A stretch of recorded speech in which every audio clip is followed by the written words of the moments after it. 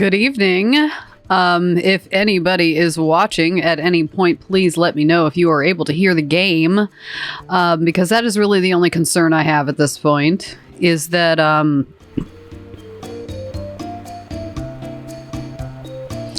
it sounds like you might be able to. Like, I think that you might be hearing it on YouTube, but if for some reason somebody tunes in, say hi, number one, and let me know if you're able to hear the game.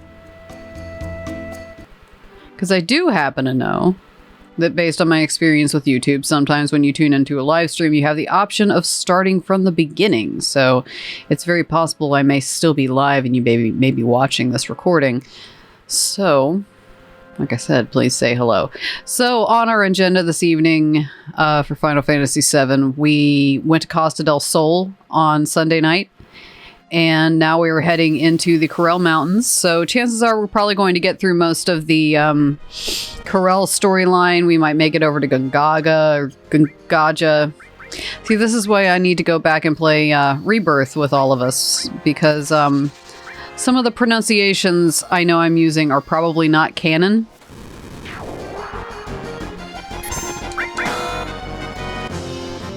My goal at this point is if we do just like a real basic playthrough and don't do like a whole bunch of endgame stuff yet, we're probably going to finish this up in the next, couple of weeks. When I started it over on Twitch, because this is the second time I've started to stream this game, and then decided I did not enjoy Twitch as a platform, so I moved my streaming over to YouTube. And so that kind of brings us up to date. And I had been streaming for about 6 weeks, and I was well into the second disc and heading into Midgar for the last time. So yeah, I'm thinking that we're probably going to be heading into a new game around, first or second week of June. And I'm thinking at this point, it's probably going to be Remake. I think I'm just going to get it for my Xbox and stream that. So I actually never got to play Intergrade because I had a PlayStation. I played it on the PlayStation 4, and I had a physical disc of it from when it was originally released. And so when the digital release came out, I had already sold my PlayStation 4 because I didn't really see any reason for me to keep it. And I never got to play Intergrade. So when we go to download Remake for the Xbox and get to play it there, we will get to play Intergrade. Now, Rebirth I already own on Steam. I played it on my husband's gaming computer, so.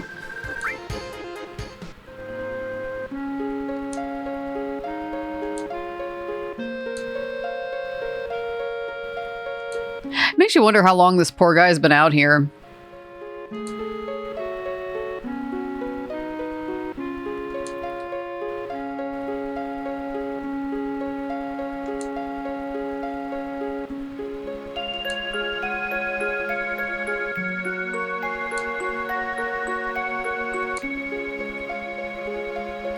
So at this point, really, the main thing that we're doing is we are pursuing Sephiroth across this new continent that we just arrived on because we took an ocean liner to Costa del Sol, and we are chasing him into the mountains. And that poor guy, it looks like he's probably a hiker, got, shoved to the side by that guy, by who we think is probably Sephiroth, and I believe it actually is supposed to be. But you will start seeing other black-caped people.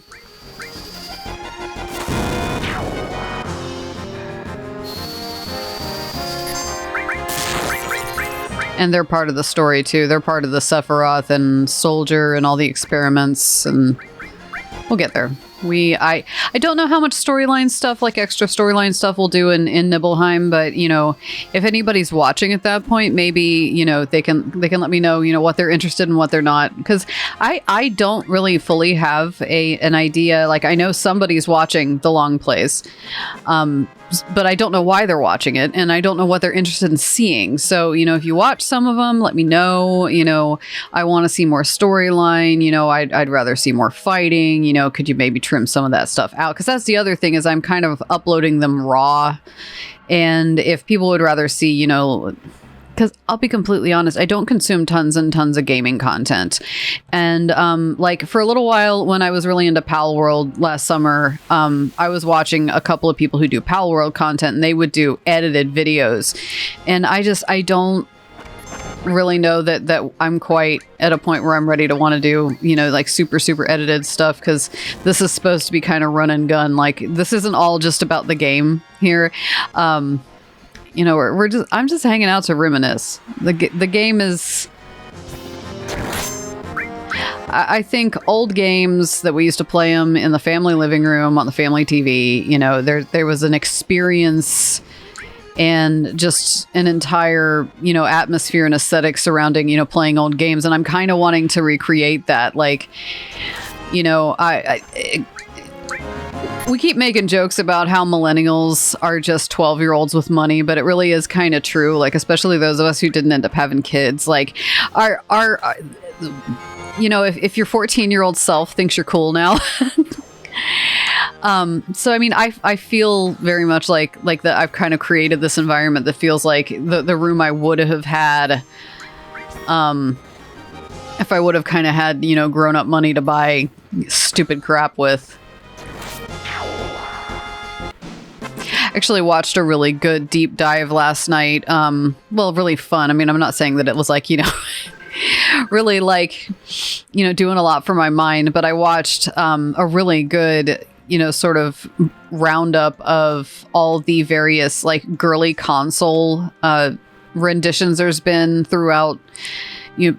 I think you really only started seeing console variations around the time that maybe like the Game Boy Pocket and Game Boy Color came out. So like around late 16-bit, early 32-bit era. And she did a really nice breakdown of all the ones that have been available over the years. It made me really jealous. It made me want them. And it also really made me want to do more, you know, fun modding type stuff on the consoles and controllers I've got. Like, I don't want to make it sound like I'm doing like a bunch of crazy stuff, but, you know, I have, you know, a collection of controllers because I play a variety of retro games. And, you know, even though they all, you know, technically will pair with the same systems, you know, they're shaped differently. They have different button layouts. They're good at different things. So I have, actually, I think the last time I counted, if you count sets of Joy-Cons as one controller, I have like 9 game controllers for, I think, 2 consoles and a PC.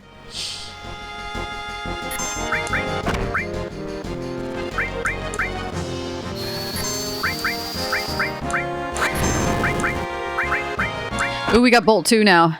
One thing that's kind of, you know, so far it hasn't been a problem. One kind of strategy I'm using right now is that I've got, I'm going a little more all in on the extra materia growth weapons and armor right now. So I've got my team equipped with platinum bangles that I bought back in Costa del Sol. And I'm trying to grow some of my green magic materia because this is about the time that the game, you know, sort of feels like you should be getting your second level limit breaks. You should be getting level 2 materia. And I'm starting to, but because I haven't been grinding as much as I normally would if I was playing, you know, without an audience, I haven't been, my level's not quite what I would like. Now, I actually did sit here for a little while earlier and do a little running around outside of Costa del Sol and you know, went up a couple of levels. Got myself some gil. That's the other thing that's been bugging me about the lack of grinding is I don't have a lot less gil than I normally do, which I can't buy new armor and stuff. And that's been irritating me. Okay, that is a double materia growth weapon for Barrett. So we are going to go ahead and give... It pains me to do it, but we gotta. And, you know, this is possibly a controversial choice, but I'm just going to leave that all materia on the W machine gun because I could stand for it to go up a level or 2 also. Okay, now that one's only got 139 AP to go, so we are just gonna let it ride.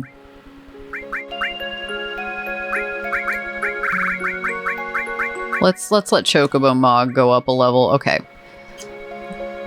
I really feel like I need to get more materia too, because I've been trying to run this kind of minimalist loadout because toward endgame I don't really use a lot of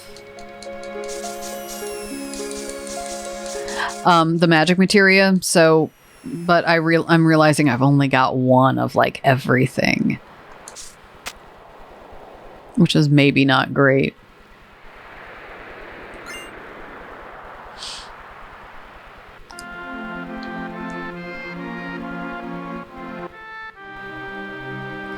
Now there's only 2 items down, that thing where you have to drop down. There's only 2 items down there. So you really only need to fall twice, but you know, I gotta be quicker than that. Yeah, I mean, you're just gonna catch yourself and climb back up. It's not a big deal. And once again, as usual, I think what it is that like I leave my hair down around my face a little bit more when I'm streaming than I normally do. And like my hair's got kind of a fine texture to it. So like it's like flying around my nose and I keep wanting to like itch. And, you know, I watch my streams. I know what that looks like when I do it. I don't want to be doing it, but like now that I'm thinking about it, like, oh, you know, don't do the thing. That is the surefire way to get yourself to feel a strong pull to want to do whatever that thing is.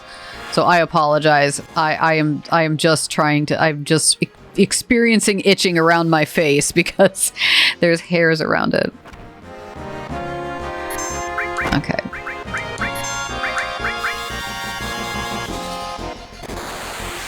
Yeah, let's put this guy to sleep. Why not?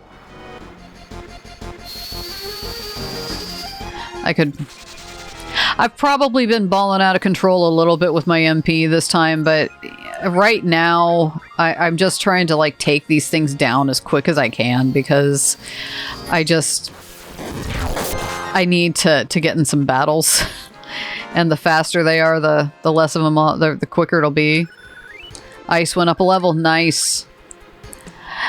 Obviously, there's a bit of a trade-off with double materia growth weapons and armor is that they're not typically as, you know, otherwise good. Oh, Cloud, that's it. We can't go on until the... Okay, I thought I had to go across the bottom and they were sitting on the top, but it's the other way around. You know, Tifa, that's very unlike you. That seems like a very un-Tifa thing to say.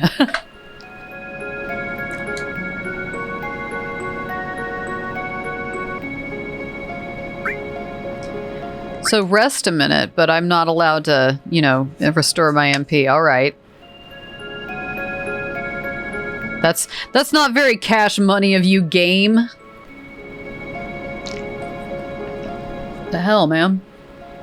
All right, well, on back. I don't want to change up my party. I like the party that I've got right now. For now.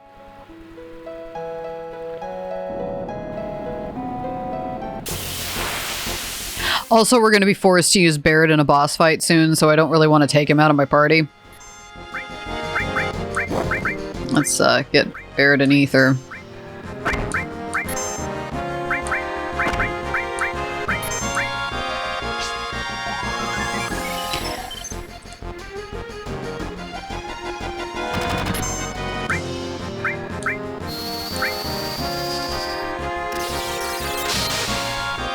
I've never been much of a Seal Evil user, but it's actually super useful.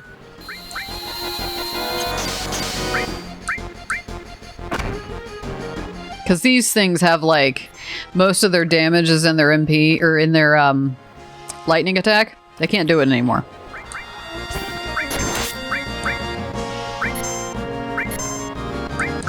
Oh, I don't...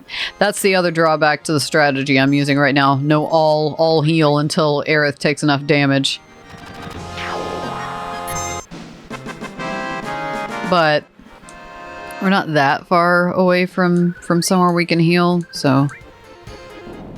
And these enemies are not that bad.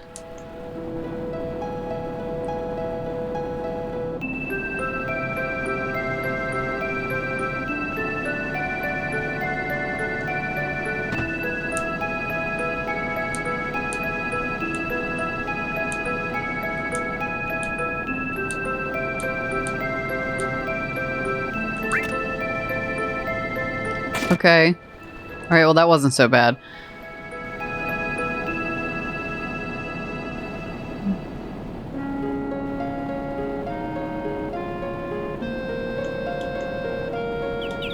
Yeah, and you hear a tweet. And somewhere around here you can climb up. Yeah. And you can get 10 Phoenix Downs. You just have to fight a Cockatolus to do it. Which those aren't a big deal. Just don't use fire on them.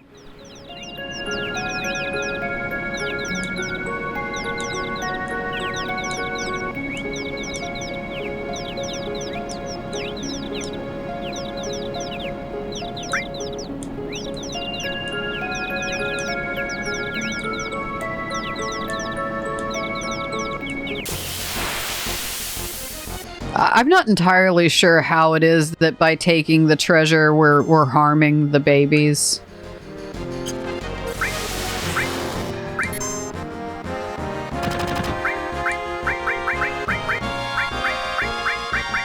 I don't think there's anything I can do about that.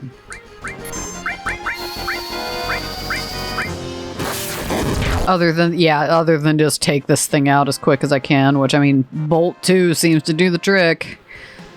Not complaining. And we got an all materia going up a level. Received 10 Phoenix Downs. Life is good in the Final Fantasy VII universe.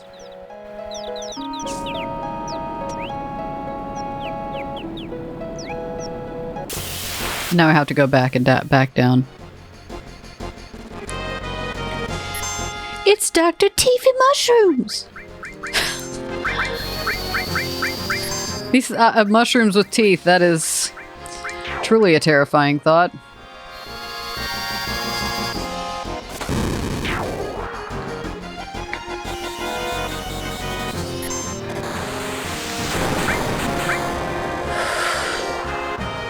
I did 420 damage. I think I got it right.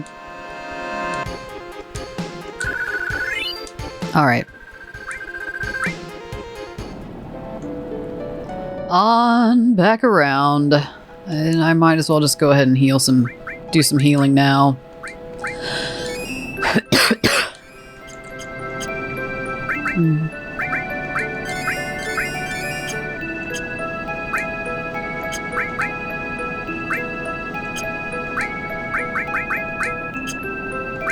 You can arrange your items. I tend to prefer arranging them by type because it puts the healing items at the top. If you arrange for battle, it puts all the like offensive items at the top instead of your healing, and that's just, you don't use those very often. There is one specific situation where you use a lot of like consumable like battle magic items, and that is quite a ways off from where we're at. So yeah, I don't really care about that.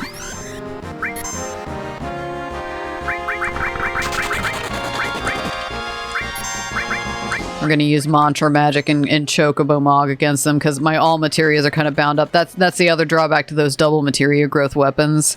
None of them have link slots on them. So, none of them.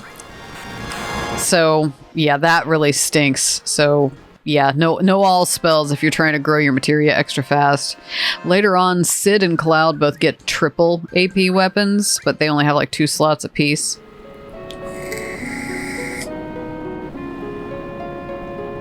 I think my plan as far as trying to do like a 100% run, like a perfect run on Final Fantasy VII, I am going to have access to a Windows computer that I can install, you know, 7th Heaven on, and that's how we're going to do that, because the Switch doesn't have achievements on it for Final Fantasy VII, so this is a story run through. We're doing this like this is the aesthetic story playthrough where we are going to, you know, talk about the game and how it's constructed and what it looks like and what it felt like to play it the first time, and then later we can do like the more like strategy focused discussion, you know.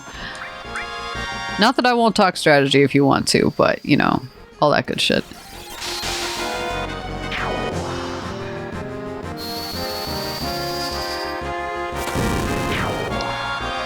Like video games have been, I mean, if you're a millennial or Gen Z or really anybody, I mean, it's very possible video games were much more a part of your entertainment landscape than TV and movies were for most of your teen years. So, you know, these stories were just as much a part of our lives as any movie. So, you know, there's a reason to talk about them that way, especially this game. This kind of introduced, you know, games could be more.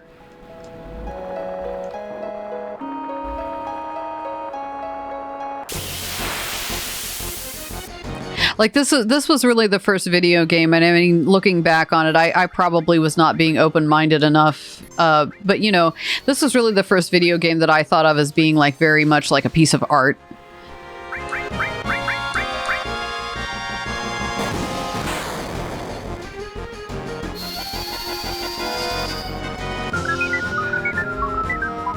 And I don't know that that's an unpopular opinion, but I do know that that's definitely how I have felt about it over the years. This is really the first video game that I looked at like, you know, this is a little bit something more than Donkey Kong, and this has a story, and this is just as much a piece of art as any movie.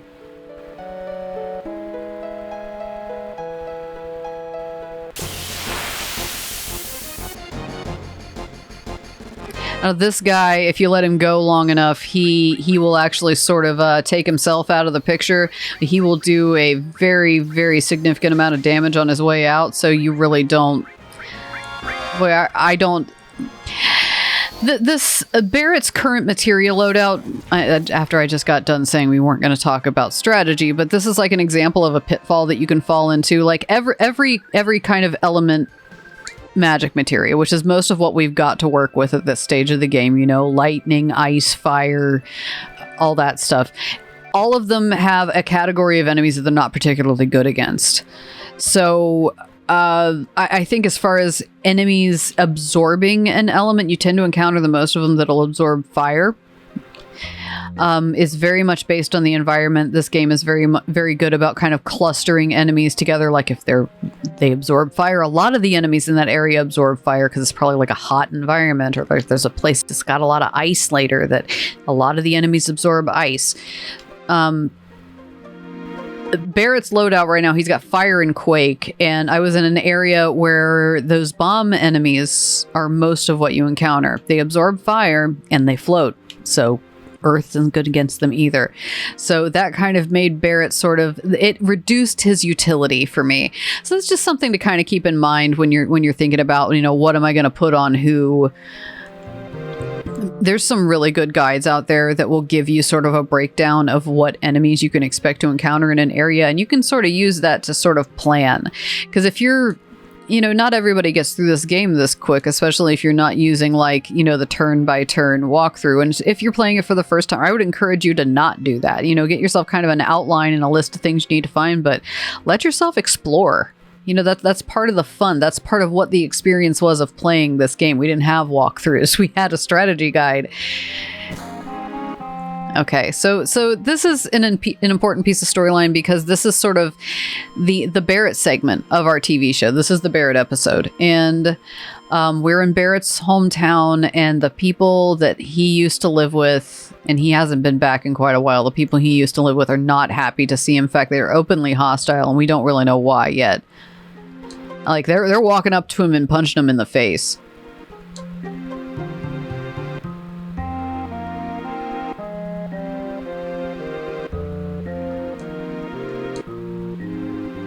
You know, it's kind of interesting because Barrett's from a coal mining town, and up until this point in your head, you've been interpreting the way that they've chosen to spell out the way he talks as being almost because, because Barrett's black. And it really, all of the people in the town he's from talk like that. They're from a coal mining town. They talk like they're from the country. So I actually just made that connection, and it's kind of interesting because I think a lot of people will read the way he talks and interpret it a certain way until you really pay attention to the other people from the town that he's from. At least the way it's written out in this game. If I remember correctly, the tone's a little different in rebirth. But I mean, for the most part, like they all, the way he talks is written is the same. So it's kind of interesting. This game never really acknowledges anything about Barrett and his race, but you encounter a lot of characters that don't look anything like the people that they're from. The people from the town they're from. I mean, look at Red 13.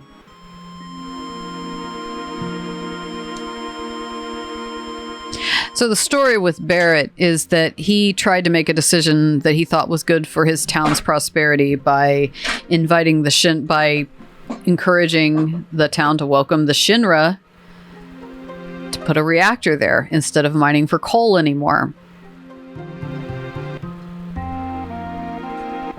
If you'll excuse me just a moment, I had something fall down on my desk. So give me 1 second. Okay. So that's what it is. Barrett was one of the people who pushed to get a reactor and in favor of their local business. And, you know, we're going to find out more about why that didn't go well. But right now, Barrett's not really ready to talk about it. He wasn't really prepared for us to end up here.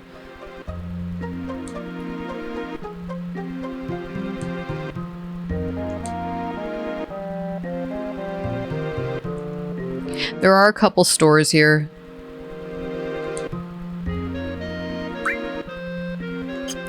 I don't really remember what else they have, because I know there's this guy and then there's this guy.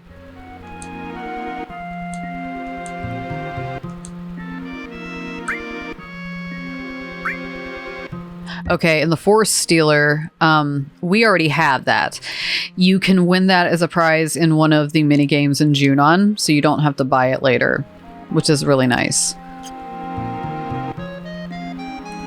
I don't remember if they'll let us stay at the inn or not. This isn't the inn. Like, I'd like to. I think this might be the inn. Yeah, it is.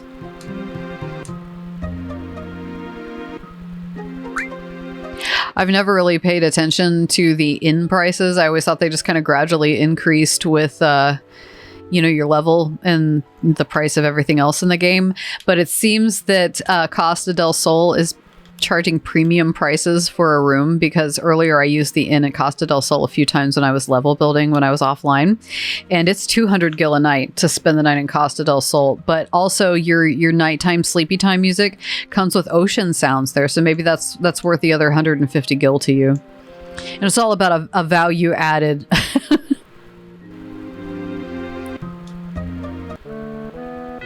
Okay.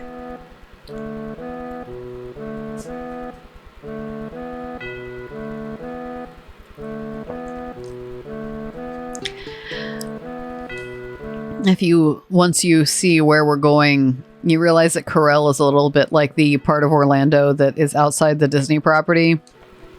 It's run down and everybody's struggling, and it's right below the Gold Saucer.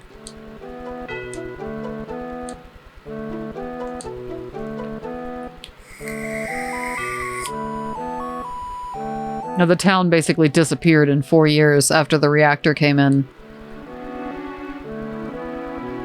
And we're all just really confused. Like, how could they blame you for that? Like, what on earth could you have possibly done?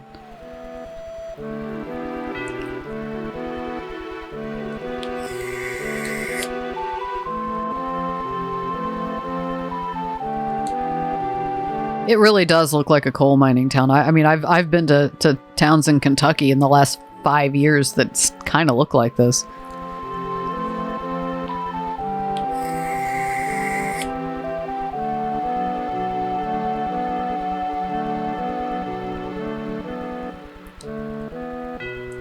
And the vibe you get from Corel prior to the Shinra coming in is that they were doing all right. Like, they were doing their best. They were getting by. They weren't fancy, but they were comfortable.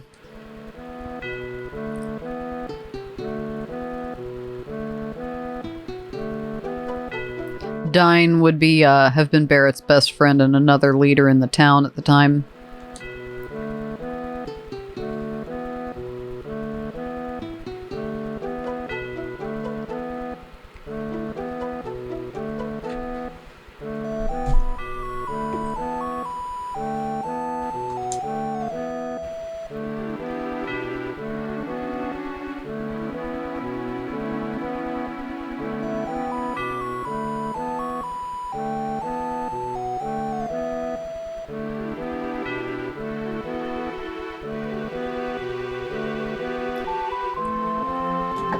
Sorry. I needed to check my messages and just make sure that the world's not burning down more than usual when I'm sitting here and interacting with the, a 30-year-old game and, myself from the time that when I played it the first time. So, yeah, basically they came in and they were making all these promises like, hey, if you let us come in, you're all going to have jobs and, you're going to have really good paying jobs and nice stuff. And, really all the stuff that anybody who's come rolling into town with big promises has done. And there's times that you worry that maybe that some of these towns that are getting data centers are going to have the same kind of regrets. I try not to, this is escapist content and it's supposed to be for everybody, so I try to avoid that stuff, but it's kind of hard to unpack some of this stuff without comparing it to the real world sometimes, And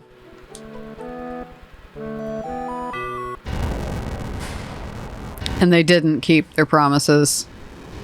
Dynan and Barrett were gone. They were out of town for a couple days, and they came in and burned the town down. I mean, I don't think that, the data centers are going to do that. Figuratively, maybe. They really did do that in West Virginia a few times, though.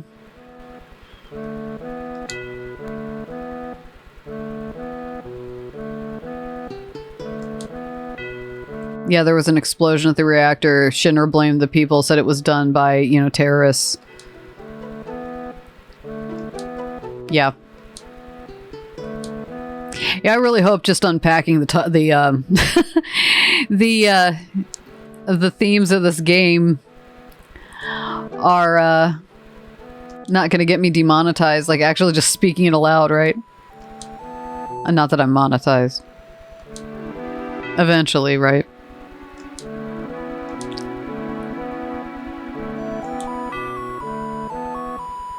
They can't accuse me of not transforming the content, though. I'm definitely, adding my own spin here. No other Final Fantasy long play looks like these. Maybe they do. Not any that I've seen. I do my own backgrounds and everything. Like I'm not gonna pretend that like I'm drawing every stroke of it by hand, but almost every background that you see started out as a coloring sheet on Procreate, and I do them with an Apple Pencil. I do all the shading and, and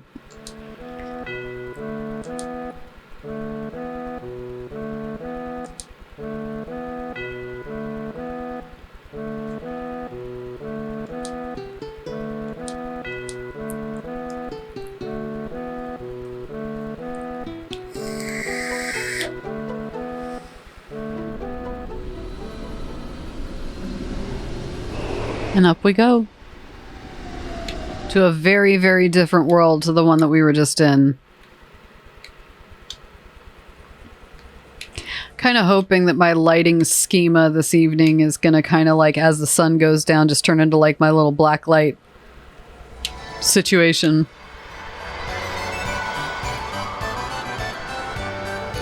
Like, just take this in. Like,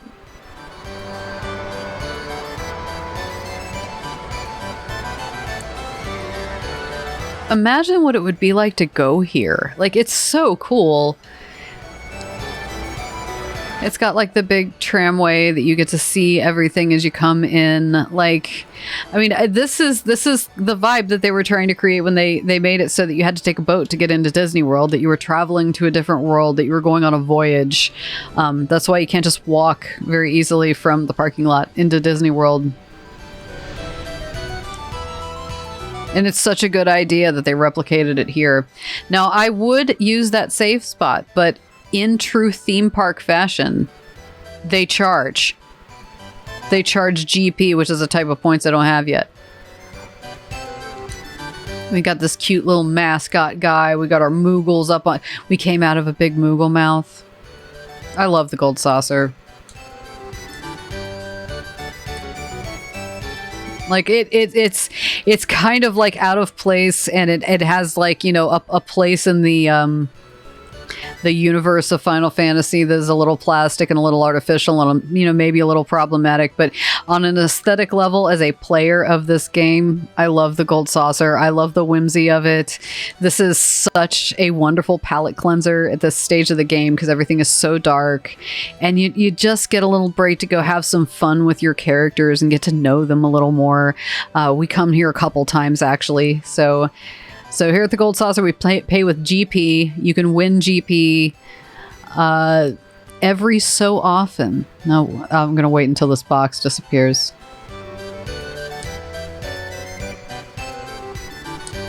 Okay. Please enjoy yourself. So, various games around the Gold Saucer have their own set of, like, special points, but for the most part, the Gold Saucer runs on GP. Now, GP has to be 1. Unless he's not here right now.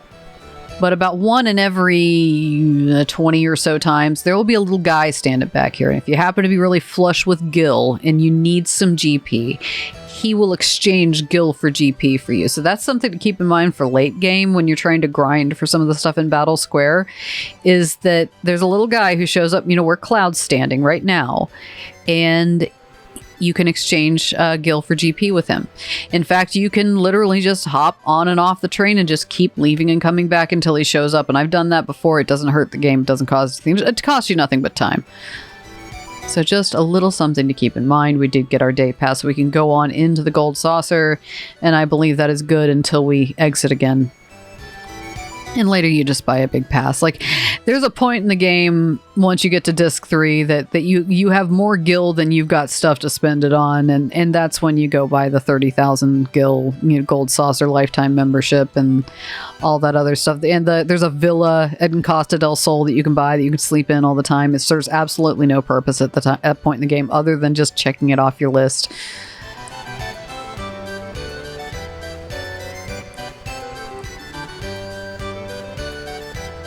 And understandably, Barrett, having been around, you know, some old memories, some old unpleasant stuff, you know, all the stress of the Sephiroth chase, he is not in the mood to go play some arcade games. So, and who can really blame him? Aerith is Little Miss Sunshine and really wants the group to recharge. And, you know, everybody's got their own way of dealing with stuff, and Barrett's just not the type of guy who takes breaks. You know, he's all gas, no breaks, and that's both spellings of breaks. We're gonna go play. Aerith comes off as so much less annoying when she's given more ability to express herself, but in this game she does come off as a little annoying.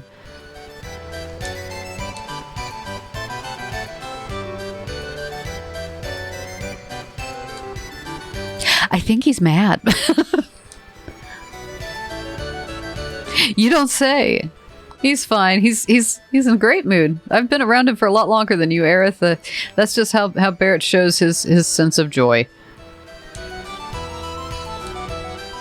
Let's bring Red 13 with him. Let's take Red 13 for a walk.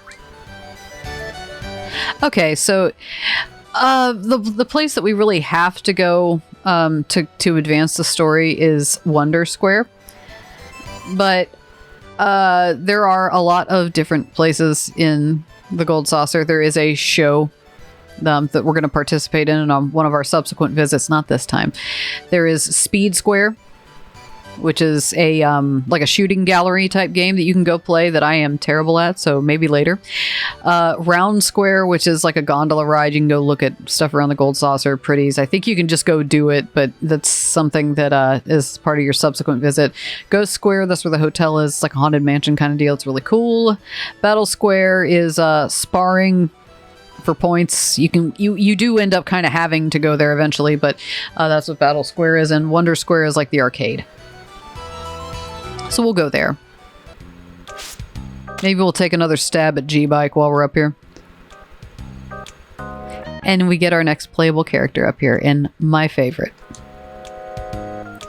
Yeah, I'm a Kate Sith person. I'm just throwing it out there now. If you don't like Kate Sith, don't yell at me, because I do. He's a fortune-telling robot.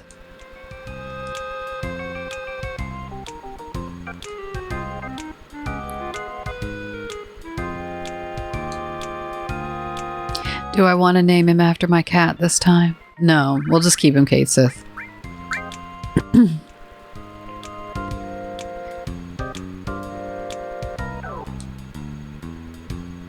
Yeah, reading the past is... Anybody can do that. It's called a history book, Cloud. You should open one sometime.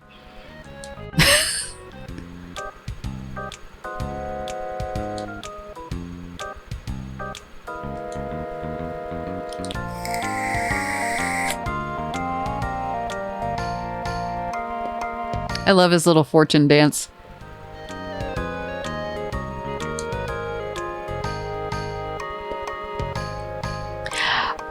It's better than the one I got in the last cookie I cracked open.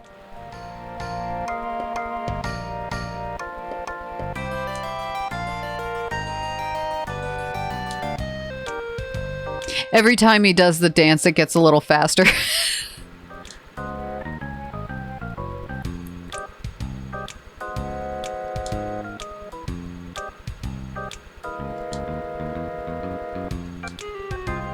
Wait. Give me one more chance. Let me try it again. I love it when he does it all fast like that.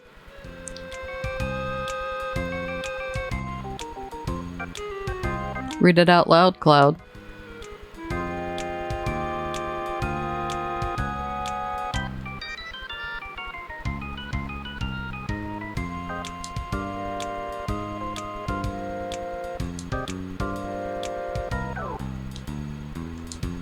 Now, can you imagine? I'm going to set the stage. You've gone to a county fair on a first date, and the fortune teller that you go to for kicks and giggles tells you that she's going to come along with you because she wants to find out how this date goes, to find out if she's right or not.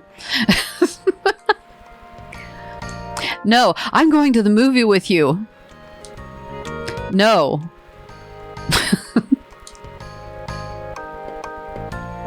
Well, you know, when somebody just disappears inside of you, that's that's your sign that they're coming with you.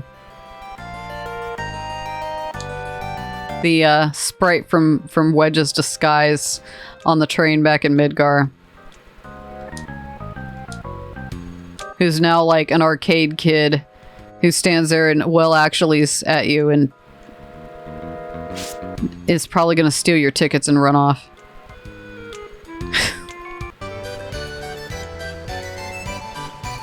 I don't want to do arm wrestling. Some of these are kind of dumb. Like a lot of them are just kind of like I can line stuff up or whatever. But I am going to try to see if I can do G-Bike again, because why not?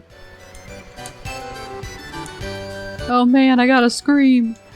And then later you can... Oh, no. I know what we need to do. Oh no, we're gonna play Mog House. Oh yes. It's time to play. It's time to play Mog House. I didn't know what to think of this the first time I played it. Yep, this little winged teddy bear guy that I saw for the first time at this moment in this game. He's 28 in human years. He's looking for a wife. I think that's a reasonable age. But he keeps tripping over stuff.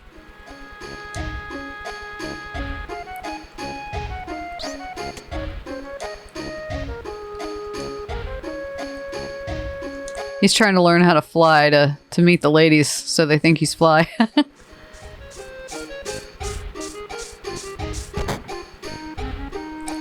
Little feller.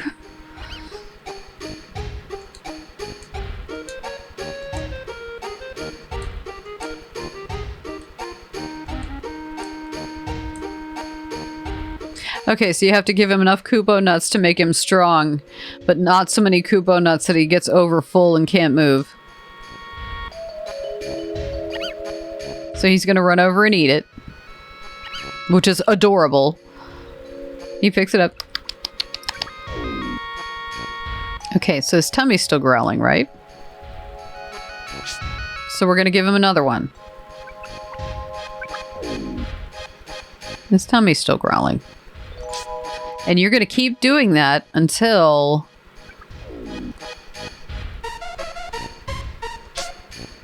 Oh, the music they could have done better.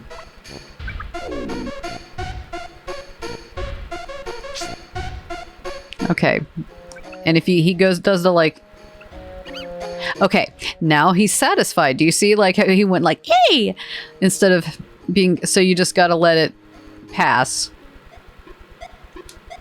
Don't hit A again. Just, it's gonna time out.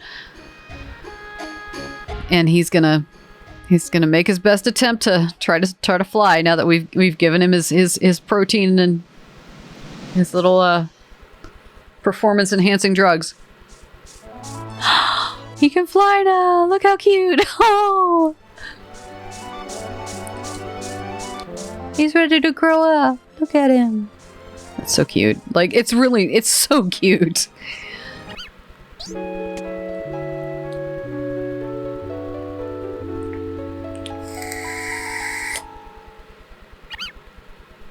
Takes a little bow.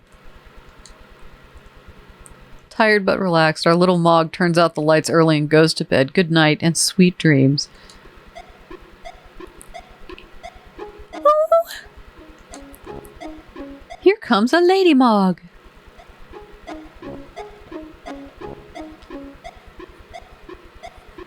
Good morning. Hello.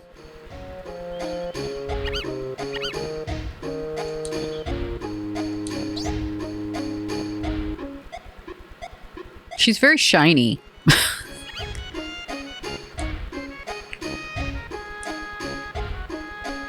So we got to give him another snack.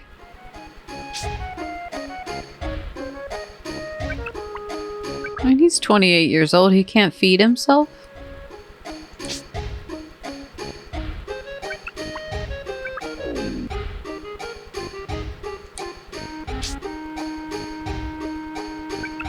Yeah, then when... Yeah, okay, so 3's enough the second time. I think it's always 5 and 3, but we just gotta wait it out. We just don't push the button again. Just let it time out, and then...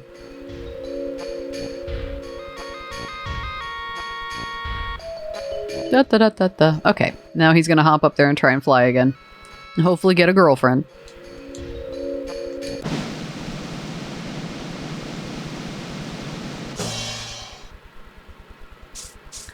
Go, buddy, go! Yay! Yay! Oh, she's so happy.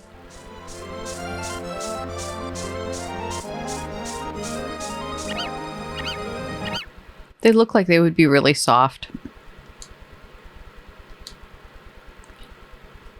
He's graceful like the most aerodynamic potato you've ever seen.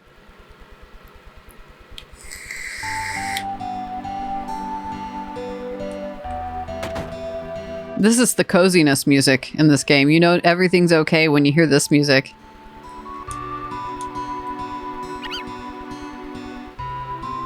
Mag the Mog.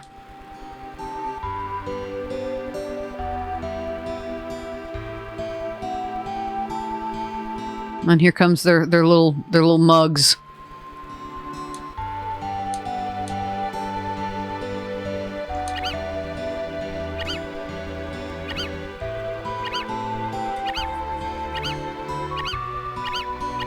That's a lot of babies. I wonder how big of litters they have, because I mean they kind of look like a capybara, and those capybaras have litters of like 12. They have like all kinds of cappy babies.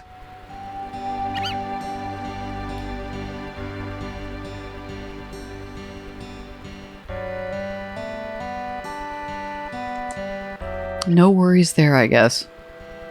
Oh, and the little guy just keeps waving until he goes away. When you find mini games sometimes in games, it makes you wonder, like, was somebody just playing around with this and they brought it to their boss and like, oh no, you have to put it in. That's so cute. Oh my gosh, when did you have time to work on that? Do I want to do G-Bike right now? No. We'll do that when we come back and we can play more of them. Okay. So where do we go after this? I just realized that I don't know. We have Kate Sith, and that's what matters. Okay.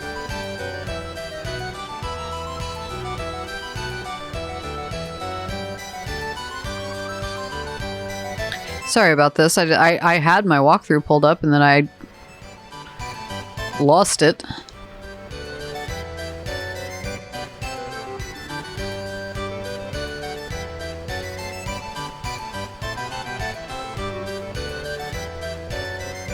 Oh, I have to go to the Ghost Square. Okay. Coming soon. I love that so much. Like, I need that as a video. Like, I need that as like a splash screen that I can run on stuff. Just a reminder. That's my little baby boy. Okay, so we're going to Ghost Square to go. Look at this. Isn't that cool? Disney ain't got nothing on this. Hello, Lurch. Is this where I'm supposed to go? Oh, no, I'm in the wrong place. I don't believe... Yeah, I haven't fought anything, so...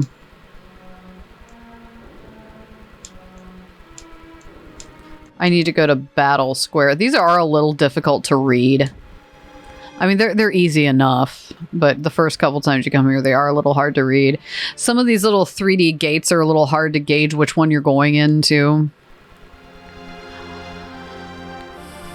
Someone came in here and wreaked some havoc.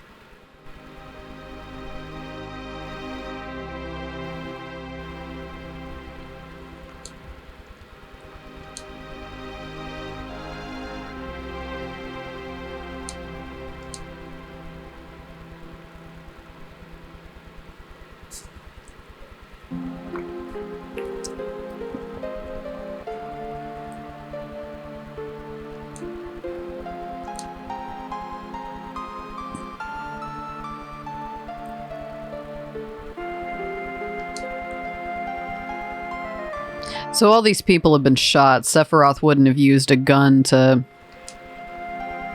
come after people. He uses a sword, so...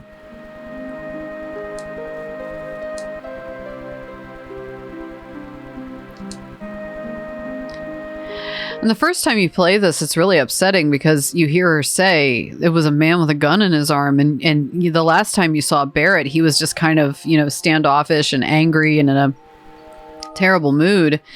And it makes you wonder, like, did we really know him as well as we think? Like, this is terrible. Like, Barrett wouldn't do something like this.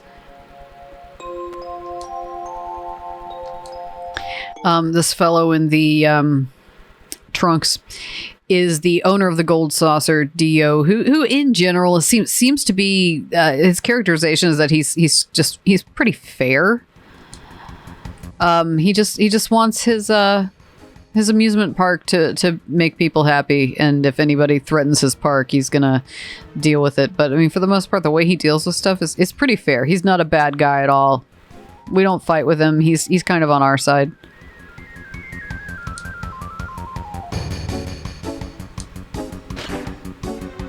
And here comes these things that you never see again. That... You ever had a nightmare where a Can-Am spider comes to life and throws you in a hole? Yeah, me neither.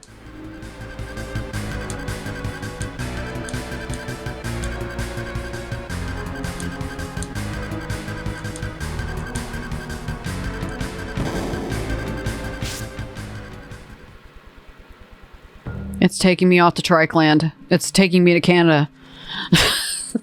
No, I'm kidding. And it took us to jail.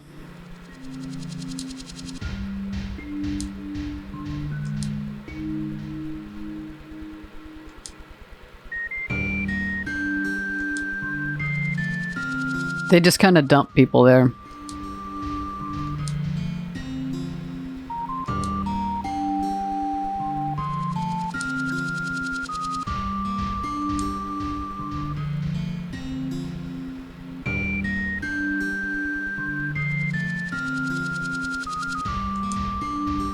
And they still don't know. They still haven't had a chance to talk to him.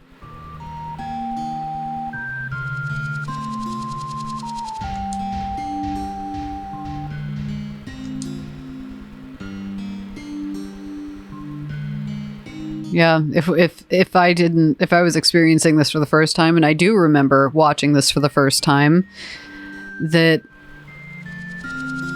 you know, it's really upsetting to think that Barrett could have done this, and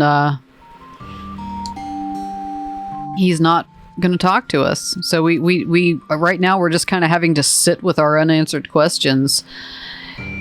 And yes, you can get into random fights here. This is to kind of bring home the atmosphere. This is not a safe place. So we're gonna have to do some materia movement. It is kind of fun that Kate Sith can shrink people, though. He actually comes with a few pieces of materia. He comes with manipulate and transform. I guess you can't really shrink these guys.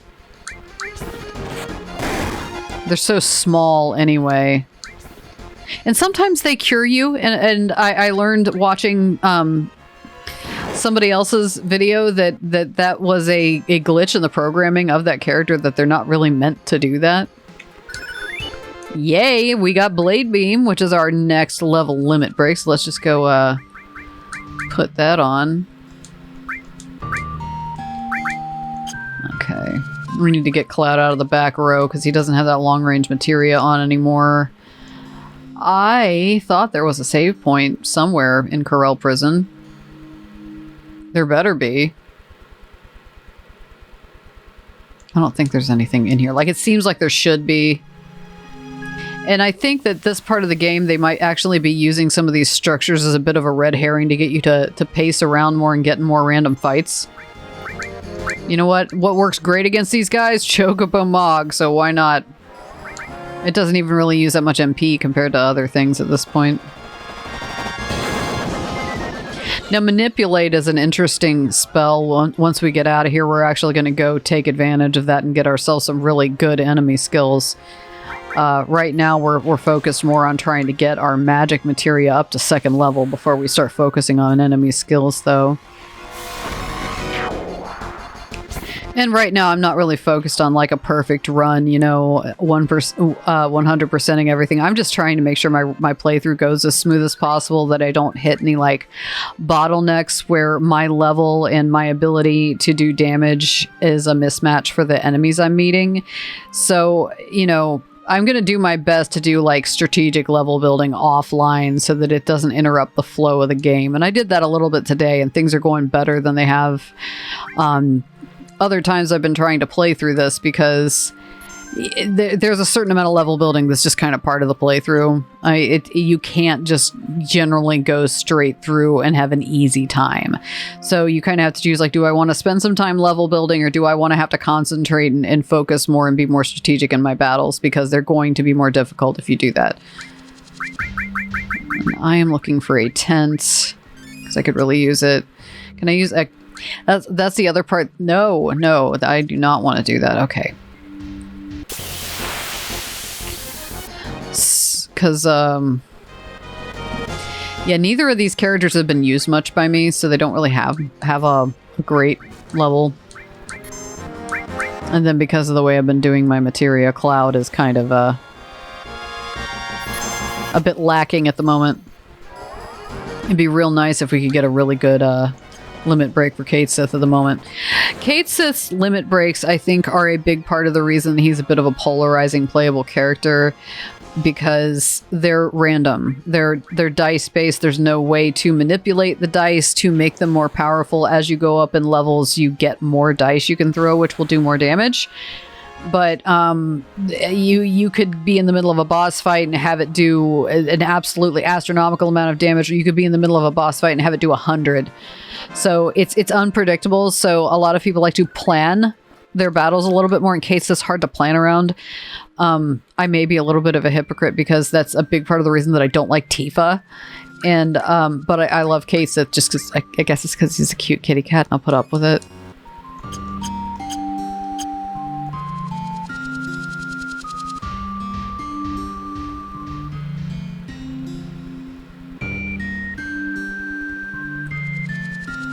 You can actually sleep in the front of this trailer over here too, for free.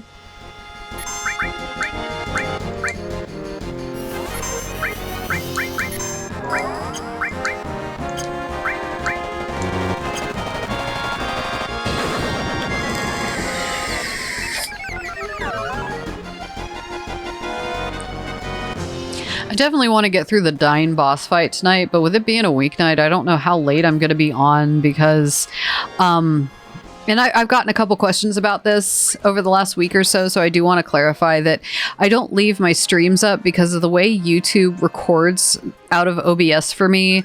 It only takes one of the audio tracks, so the version of the stream that ends up saved on YouTube doesn't end up having the game audio in it.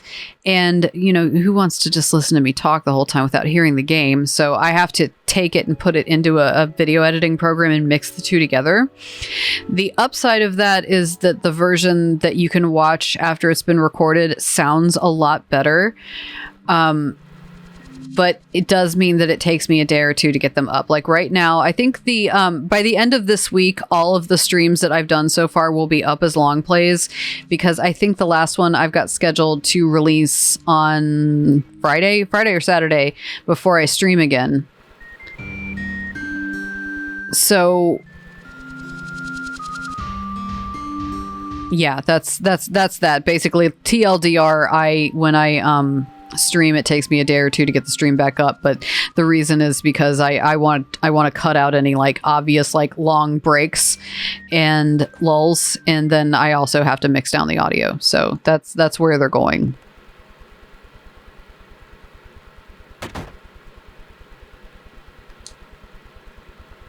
So now we get to know a little bit more backstory and find out who this person is who actually committed this crime, because it wasn't Barrett. Now, Barrett hasn't met Kate Sith yet. This is the first time he's meeting Kate Sith. So imagine you're pissed off. You got a lot on your mind. And your friend shows up you haven't known all that long, who annoys you also, with a stuffed cat riding a big stuffed marshmallow thing.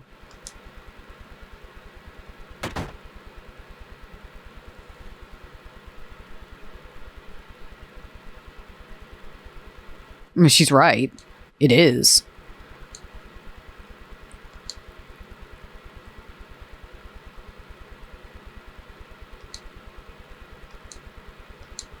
He has to tell him, because he knows that they think he did it, and he didn't.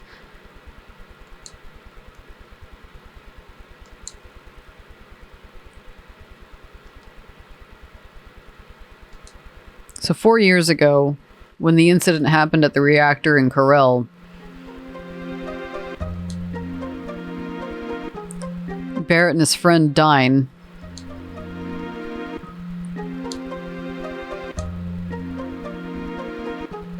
the village was being attacked. They ran back to try to save their families.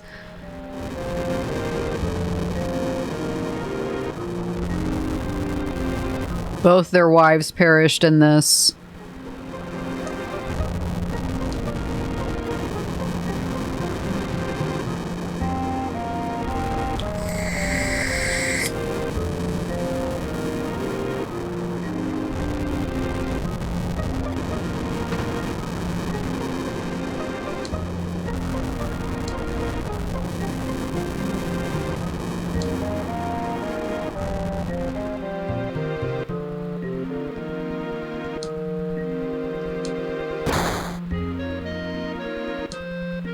And they're just coming in. I mean, this is how bad the Shinra were. I mean, like, we're not just talking like, oh, you know, they're, you know, raising prices on everybody and you know, using more energy than they should. No, they're legitimately like killing people. Like, they're committing like war crimes. So they started to go after Barrett and Dine. They'd basically taken out the whole rest of it's Scarlet, that evil, you know, words I'm not supposed to use on YouTube. That woman.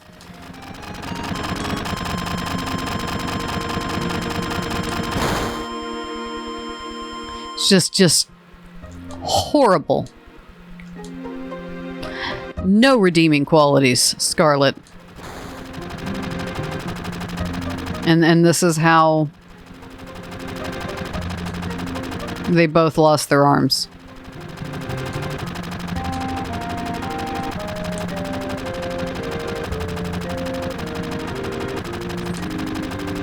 Okay. And we're back. How someone could survive a fall like that is the magic of video games. So he was so badly injured in the fight that he decided when he got a prosthetic to get a gun.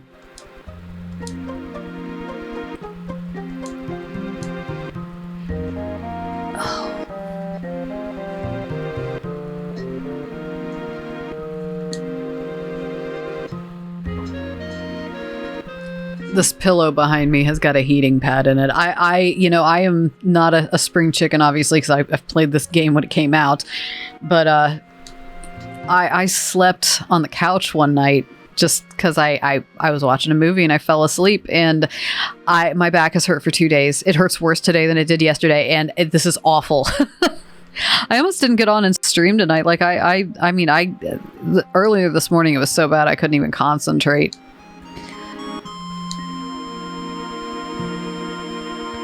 So Dinah's alive. He's in the prison. Barrett's got to go talk to him alone. We're gonna get him nicely equipped for some materia. This is not...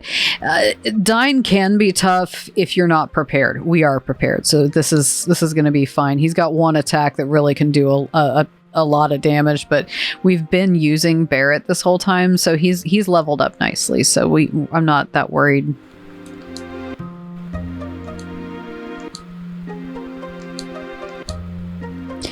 And really, that's probably the biggest takeaway as you get more of these stories revealed, is that everybody in this group has lost something to the Shinra, has been a victim of something that they have done, some atrocity they've committed. I think we're going with Kate Sith and Barrett for now.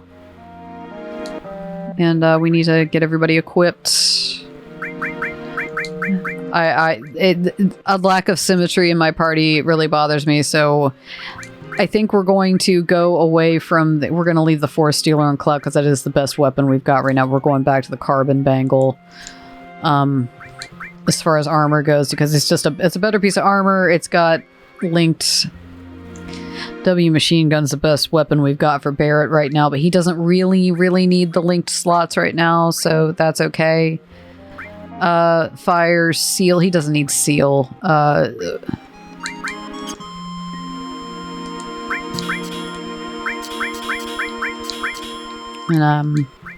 I need to take the materia off of Aerith. Okay, so arrange. And we really want to give Barrett like the best loadout that we can. So poison. He's got fire 2, so that's good. I'd like to see that earth materia get the benefit of being on him. He could really use restore. We are at level 2 finally, so that makes me happy. And I want to give him a couple of summons, if for no other reason, just to speed this battle up a little bit. Chocobo Mog we're going to use because it can cast stop. Hopefully we'll be able to stop him, because that will make that boss fight even easier. So, and then we just need to supplement everybody with some other stuff. So range.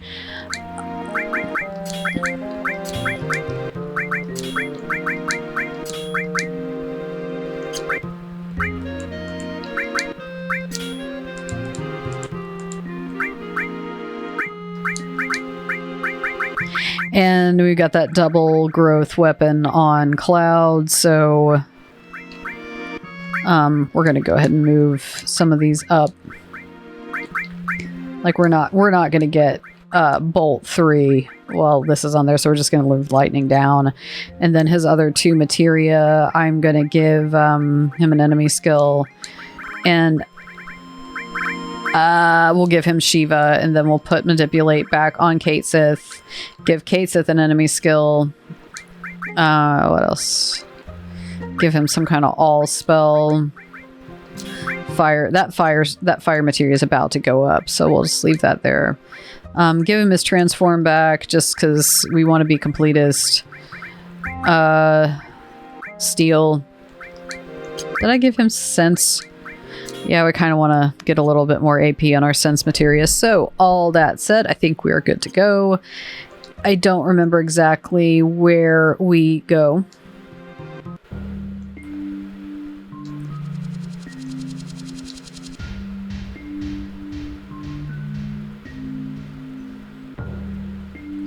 I think we go this way and then out. There's a gate.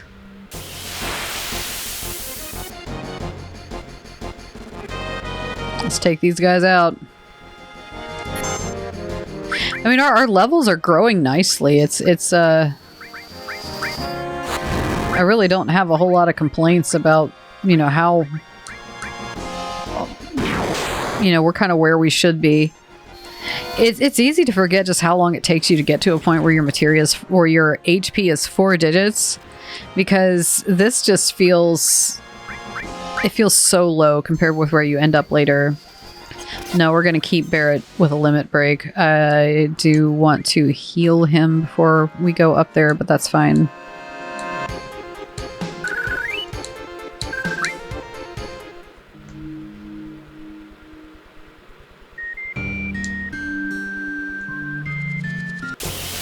I think this is where we go.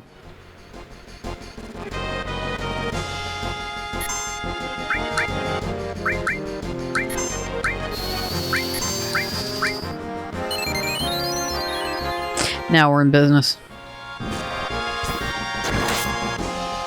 He really could use an MP plus. We have access to those later, so yeah, let's just go ahead and use. He stole my completely useless chocobo nut that I'm never going to use. Oh, I'm so heartbroken. Whatever shall I do? Let me move my stream deck a little closer.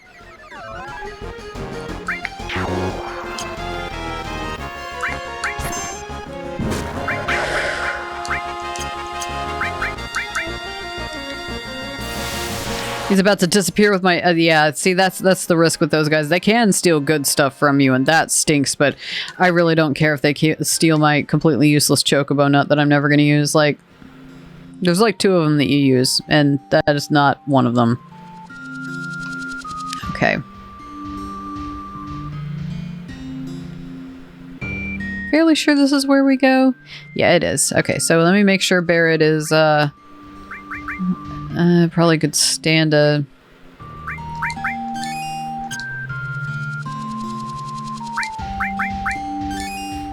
Just give him the best chance we got. I'm not worried. Every time I've ever said that, I've regretted it, but I'm not really particularly worried about this boss fight. You know, I'm just gonna run. I don't care. Wait a minute, I feel like these guys... Like, you could steal something from him, maybe? Death Claw.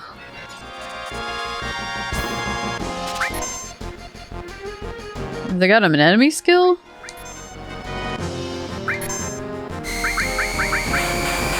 Oh, they have laser. Okay, yeah, yeah, okay. Yeah, we just got a enemy skill from them.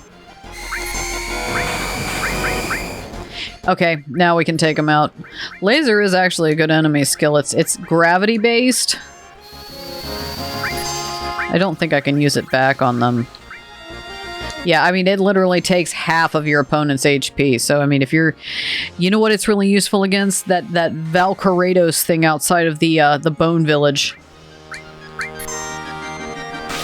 Those things are freaking annoying. They've got like 1,000,000 HP. Not 1,000,000, but...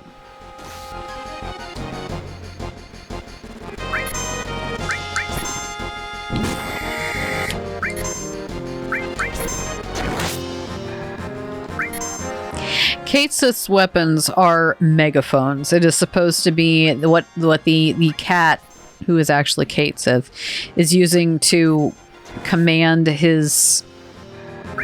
Moogle. I feel like it would have been really cute if the weapon was that the Moogle had, like, gloves on.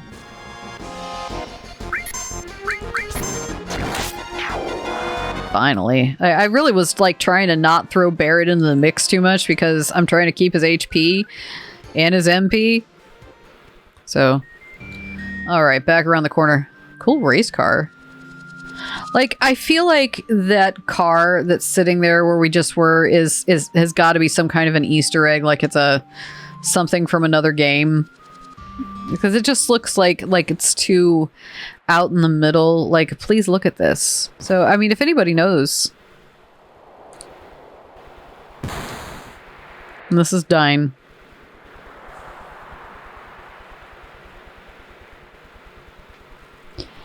Next to his burned out house with just a table and a gun rack in it. Like presumably all the attachments for his gun arm.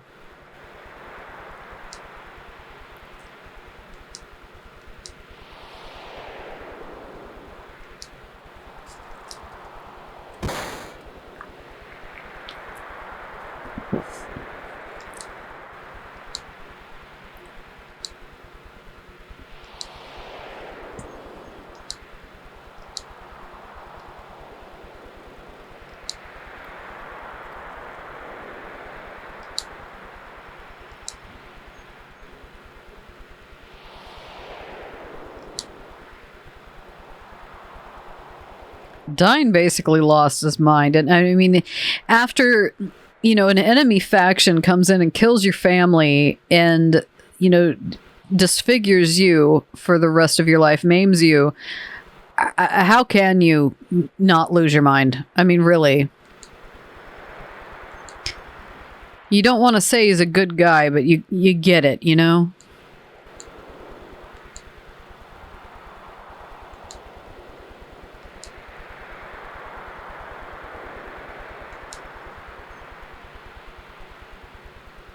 Yeah, they took everything. There's nothing worth keeping here. I just want to destroy everything. I want to break something.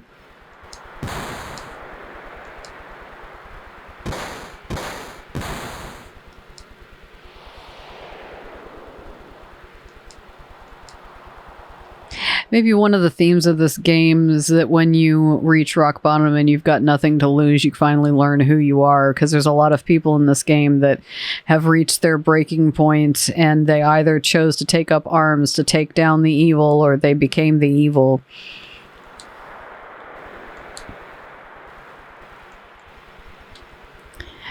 That's another thing that's a kind of an unanswered question from earlier in the game is Barrett's little girl is not actually Barrett's daughter. She's Dine's daughter, and he has been taking care of her because he thought Dine was dead and kind of found her hiding among the rubble of Corel unharmed. And Dine didn't know his daughter was alive still.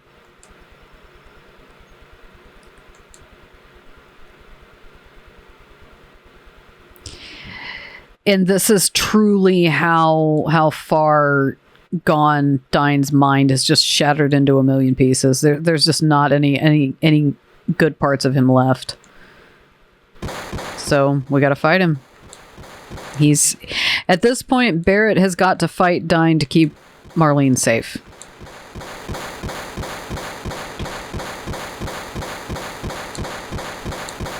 And Barrett's the kind of guy that up until this point you've only ever heard him refer to Marlene as his daughter. Like he will defend her to the end of the earth and back, including against having to kill her father. So let's go ahead, get this boss fight underway. We saved our limit break. That took a nice chunk out of him. S-Mine can do a little damage, but, you know, we're not that worried about it. I am going to try to poison him. If we can do that nice and early in the fight, that is super useful. So he's now poisoned. That will give us a little extra, a little bit of that passive HP damage income. So let's hit him again. Start using summons after this. 222. Can't complain.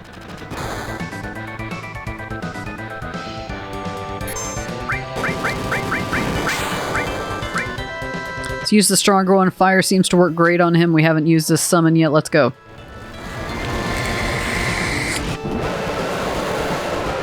So Ifrit It appears in a lot of Final Fantasy games, including I've got a long form of this coming out, but I bought Chocobo GP, like the new racing game, for the Switch, and I played it on stream, and it was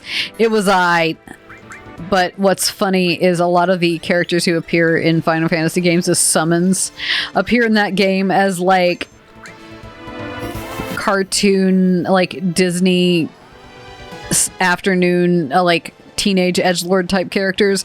So like Ifrit is like this hip young firefighter. It's so bizarre. It is the most bizarre game. Like it actually is a lot of fun. A lot of the DLC issues have been solved. Like when you buy the game, now. But it's an alright kart racer.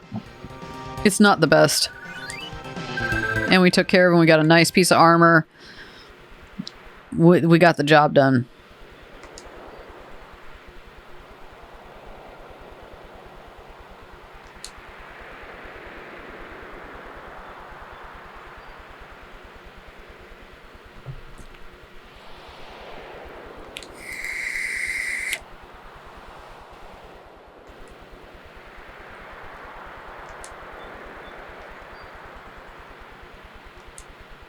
He still wants to believe there's good in him. Like Barrett is... He's just a really good soul. Like he just wants to protect everybody. Like he, you know, this guy has threatened his life, but he knows who he used to be, and he still wants... You know, like if you're still in there, I am willing to help pull you out.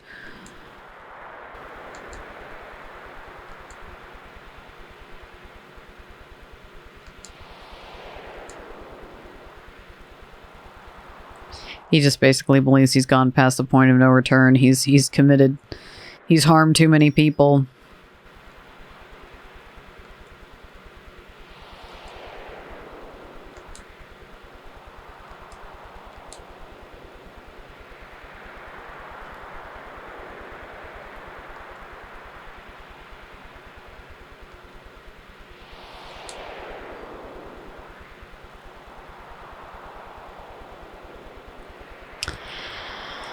And he takes matters into his own hands and leaves. It's the best way I know how to characterize that without getting myself into trouble.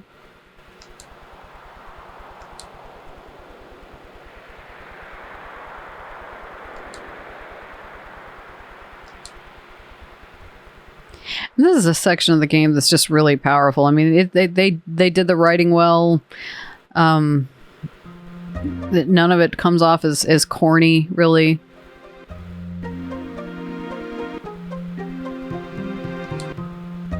And he's our ticket out.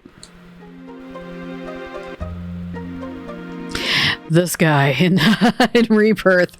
Oh, he's a trip. They he is full motion, full animated, and very detailed, and that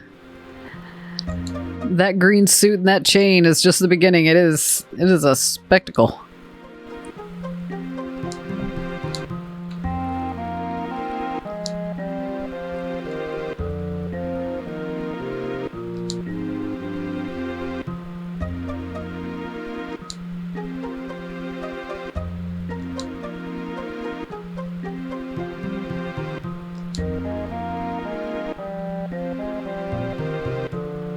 I can insult my brother, you can't insult my brother. That's what that was.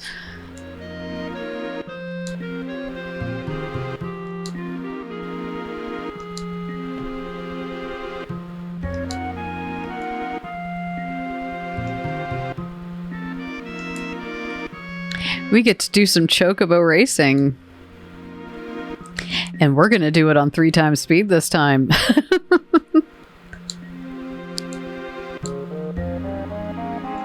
It's probably another good time, more time for me to talk about kart racers. What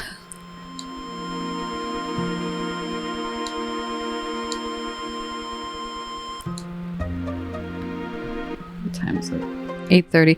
I think I'm probably going to go till about 9. That's probably about the time that we'll get some chocobo racing finished. And like I said, it's a weeknight. I start work at 6 a.m.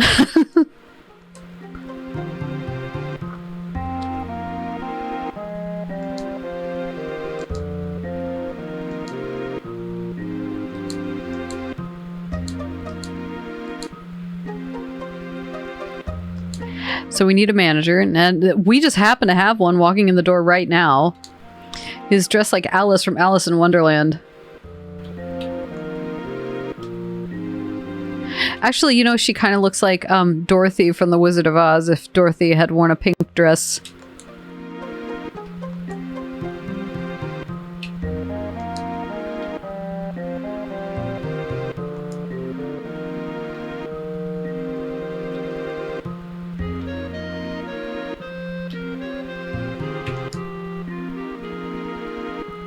Going up the elevator, she's going to fill us in. I cannot begin to imagine how tall this elevator is. It must be like the one from Willy Wonka in the Chocolate Factory. Look at how tall this elevator shaft is. She's going to talk to Dio for us.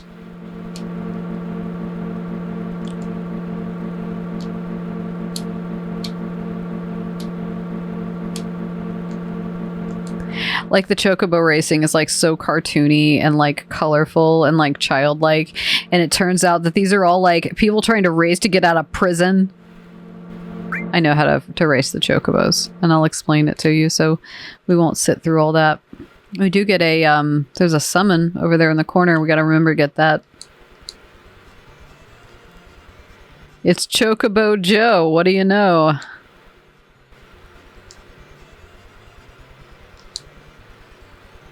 There's a whole story between Esther and Joe, probably.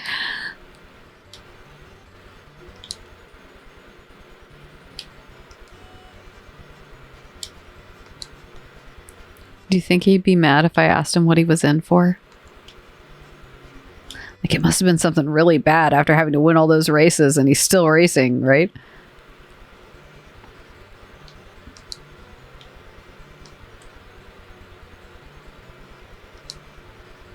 Oh, I see. You didn't earn your place up here. You just must have talked your way in, huh? You can't ask them what they're in for, apparently.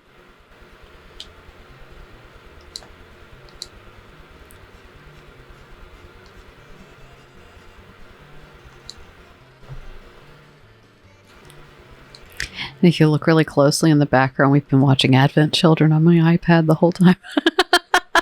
I haven't been listening to it, but I just put it back there as like an Easter egg. Excuse me. And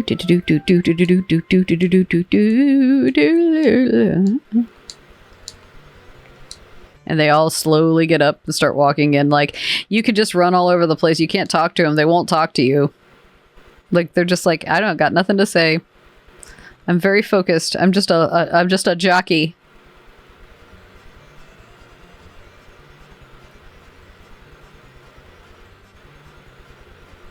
Cloud. No, I want to ride the pony. Thanks for waiting. I registered you in the next race. I told him all about you. Yeah, let's see what the buttons are. Okay, and we want manual.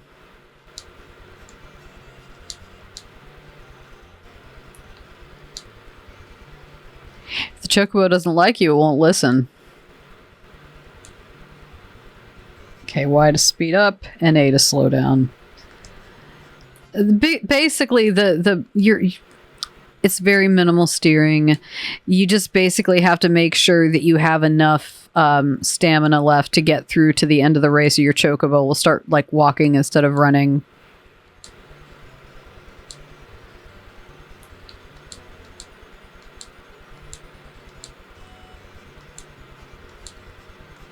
Yeah, so...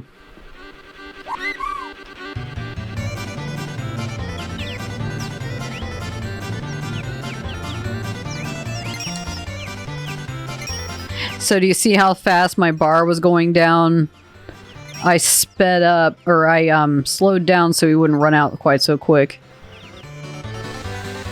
Usually once you get out in front, it will let you stay there. So we're in front. We're winning right now. Hopefully it stays that way. And basically, I mean, the steering is so minimal. Like, just don't like swing all your turns like super duper wide. And you know, you also can press B to rush, or at least on the Switch you can. So we won.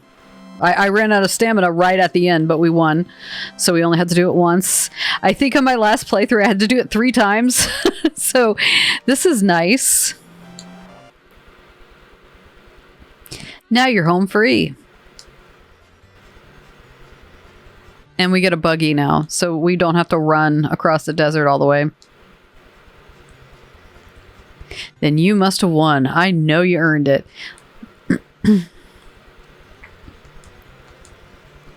Yeah, see, I don't know exactly how this works at, like... Well, I guess I do. I was going to say that the gold saucer seems to have their, like, own form of, like, law, but actually, most people... know this, but Disney World is actually its own like government district. They have their own fire department, their own police.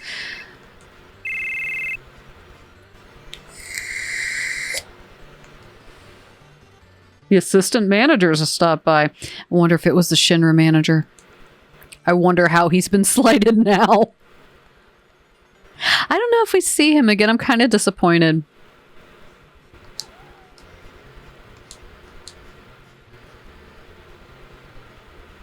I recently met Sephiroth. I bet he's pretty popular with boys your age. Why don't you get his autograph? He was heading toward Gungaja, south of the river.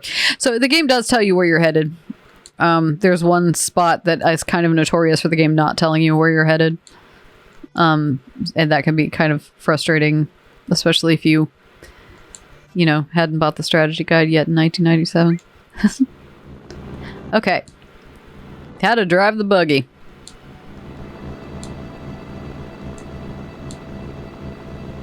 You can drive the buggy to Costa del Sol and then get on the ship and go back to the East Continent. Let's see. Do we want to do that yet? You know, actually, I think I'm probably just going to wrap it up because, like, we've been on for an hour and a half. This is a good logical stopping point. This gives me, you know, some tasks to do before we stream again, which I don't know when that's going to be. Because last week I got on Friday night, but Friday night every other week I play Dungeons and Dragons with my husband, so I won't be available this Friday. So I'm not really sure. We definitely have a date on Sunday morning, all of us. So we will all be getting on Sunday morning. But you know, subscribe so you know when I'm going to get on. I usually have an impromptu stream 1 or 2 nights a week for an hour or two, just, you know, whatever the evening allows for it. So, you know, we keep things pretty chill and pretty light around here. But, you know, if I get on, it's between, you know, usually between 6 and 8 p.m. and I stay on for about 2 hours. And then I stream from 8:30 till about, you know, 10:30, 11 on Sunday mornings. So if you like what you saw here this evening, subscribe so you'll be notified when we go live again. And if you did watch this evening, thank you for watching. If you're watching this recorded, thank you for watching. And we will see you next time. Thank you.